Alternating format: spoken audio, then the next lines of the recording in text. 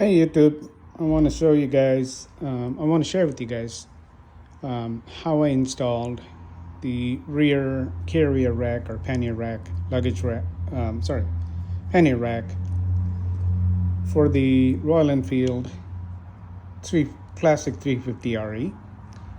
And it's relatively simple.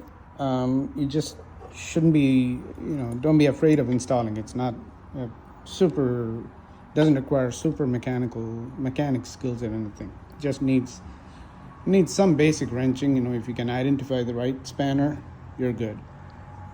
The first thing I did was put the bike on this center stand, and also left the side stand down just in case I drop the bike or something.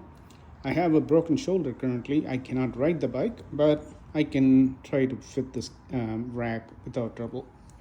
Second thing to remember is, in my mind, it's best to put this part on. It comes with the pannier rack attaches at 3 different points. One is here, if you can see it. So these plates are provided as a part of the rack, and they come with the bolt and the nut. The second part is, and by the way, for this one, you need a 17 millimeter. I think that's a 17. Can you all see it? No, sorry, I misspoke. That is a different size socket, and I have it here somewhere. We'll get to it. There we go. All right. That is sorry about that. That's a 13 millimeter. So the 13 will fit on this one as well as this one. As you can see, the 13 fits fine, right? And then for this big bolt and nut here, I used a 17. I think 17 is the right size. Can you all see that? 17 millimeters. And in addition to using that, I also bought myself a slimline, let me flip it the right way around, slimline open-ended spanner, a wrench made by Duratech. I bought this kit, which is relatively cheap on Amazon. Anywho, where it comes in handy is when you're using the ratcheting tool here, for instance, you will need to hold the nut on the back, as you can see here. And the clearance here is relatively small, so you can fit another ratcheting tool in here, and this one comes in handy. Well, you can never have too many tools, too many spanners or wrenches either. So I bought it anyway. It was not much money. One thing to remember is this end here, right, where I'm touching, this bolt has to come out so that you can slide the open-ended piece of this rack, which I'm tapping on, right, through the bolt. But what I realized by trial and error is, if I do this piece first, fit this in, even if I don't tighten it all the way, it's harder to work on this fitting that attaches to the mudguard stay, if you will, this part.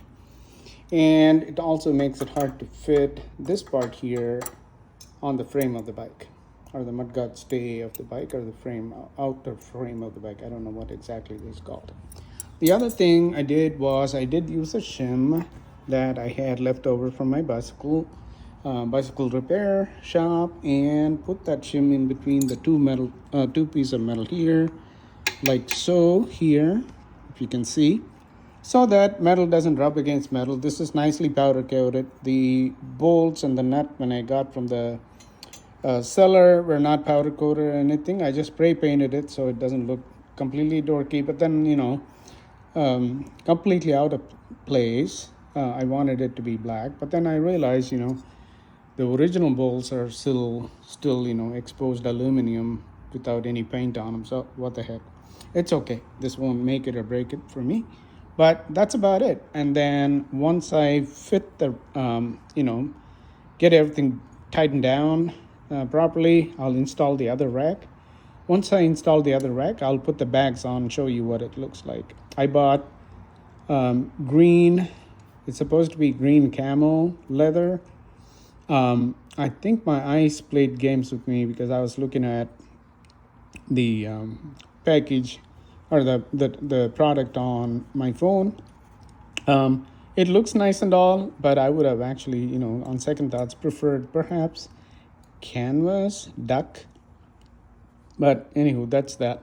Anyway, in the back you can see my R18, which is a, you know, cruiser bagger, if you want to call it that. It's a very nice bike, and that's for slightly longer runs or errands. And I take my Royal Enfield out for, in and around town trips where I don't have to get on the, super fast roads like 75 or so miles per hour, because I don't think this baby, the Royal Enfield, is meant to go 70 plus miles an hour. It's more of a casual riding bike, if you catch my drift. Anywho, that's all I have. Thanks for watching. If you have any suggestions, please do let me know by a comment. I would also appreciate it if you support the channel by liking the video and subscribing to the video. If you have any suggestions, please do let me know. Especially if you're a Royal Enfield rider or a BMW R18 rider. By the way, this is the BMW R18 Rocktain 2024 model.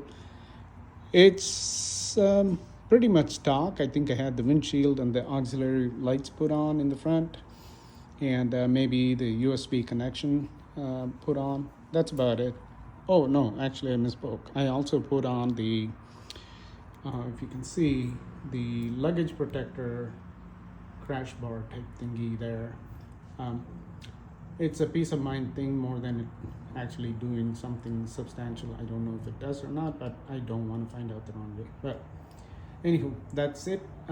See you all soon. Keep the shiny side up and the rubber side down. Take care, boys. Take care, everybody. Bye.